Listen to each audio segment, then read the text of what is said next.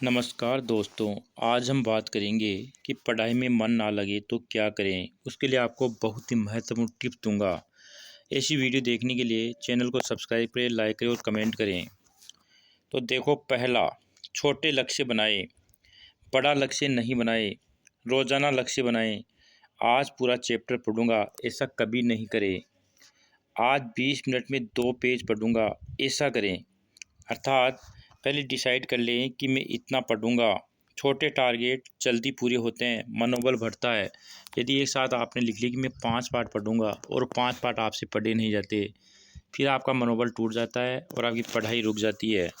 तो छोटा टारगेट बनाए जिससे वह जल्दी पूरा होगा और जल्दी पूरा होने पर मनोबल बढ़ता है। दूसरा, 25 मिनट पढ़ो, 5 मिनट ब्रेक लो। 25 मिनट, 30 मिनट, 45 मिनट अधिकतम पढ़ो और फिर 5 मिनट का ब्रेक लो। 5 मिनट आप घूम सकते हो, बाहर जा सकते हो और फिर वापस आकर उसी टेबल पर बैठना है। अर्थात 25, 30 या 45 मिनट के बाद ब्रेक ज़रूर ले। अधिकतम 1 घंटे के बाद ब्रेक ज़रूर ले, जिससे वापस रिफ्रेश मिलता है। 25 मिनट फोकस पढ़ाई करो, 5 मिनट हल्का ब्रेक जैसे चलना, पानी पीना आदि कर सकते हो। 4 राउंड के बाद बड़ा ब्रेक ले। जैसे मान लो 25-25 मिनट आपने 4 राउंड कर दिए, यानी 2 घंटे हो गए, तो फिर आप 15 से 20 मिनट का ब्रेक ले सकते हो। पढ़ाई का समय और जगह फिक्स कर लो। आप पढ़ाई जहाँ करते हो वो फिक्स कर लो कि आपको इसी टेबल पर या इसी कमरे में पढ़ना है।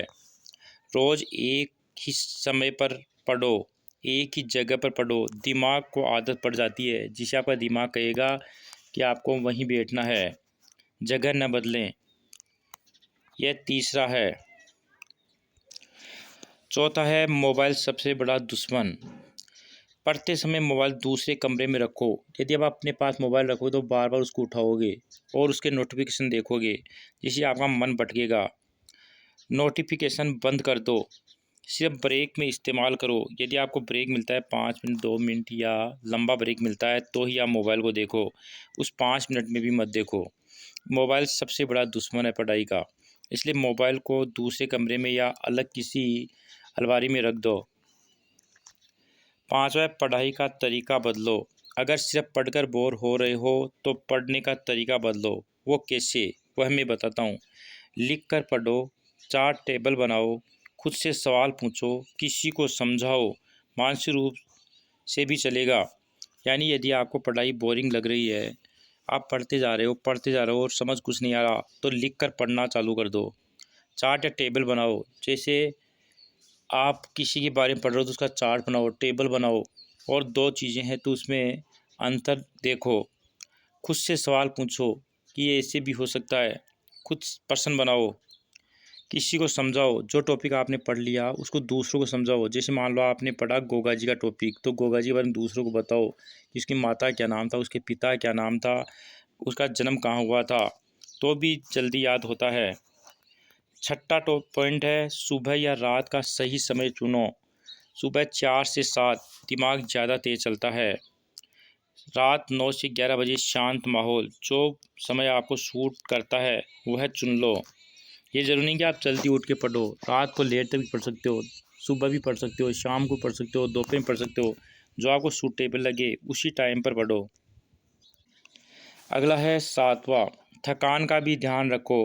पूरी नींद लो, 6 से 7 घंटे कम से कम सो। ये नहीं कि आप 24 घंटे में 18 घंटे पढ़ रहे हो, वो पढ़ना भी बेवकूफ़ी होगा। इसलिए थकान महसूस हो रही सो ही जाओ। जैसे दोपहर में आपको नींद आ रही तो सो ही जाओ, चाहे 1 घंटे सो, पर आराम ज़रूर करें। हल्का व्यायाम करें, थोड़ा थोड़ा व्यायाम भी करते रहें, कसरत भी करते रहें, उससे भी आपको बहुत फ़ायदा मिलेगा। ज़्यादा चाय कॉफ़ी नहीं, ज़्यादा चाय कॉफ़ी नहीं पिए। हो सकता है कि आपको थकान हो तो चाय कॉफ़ी पी सकते हो, पर ज़्यादा न पिए। खुद को याद दिलाओ क्यों पढ़ रहे हो। आप ये भी बार बार देखते रहो कि आप पढ़ते क्यों हो, आपका लक्ष्य क्या है। लक्ष्य को ज़रूर याद रखें। आप नौकरी के लिए पढ़ रहे हो, परीक्षा के लिए पढ़ रहे हो, परिवार का सपना है। कारण लिखकर दीवार पर चिपकाओ, यानी कारण लिख लो और दीवार पर चिपका दो, तो आपको बार बार याद दिलाता रहेगा और आप पढ़ने के लिए मोटिवेशन होंगे। इसलिए खुद को याद दिलाओ कि आप क्यों पढ़ रहे हो, जिससे आपका लक्ष्य और भी तेज़ होगा।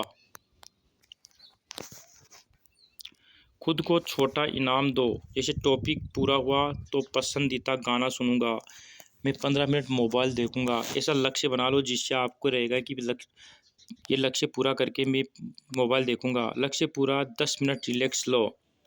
तो इस प्रकार से आप ये 9 पॉइंट अपना के आप अपनी पढ़ाई को, आलस्य को दूर कर सकते हो।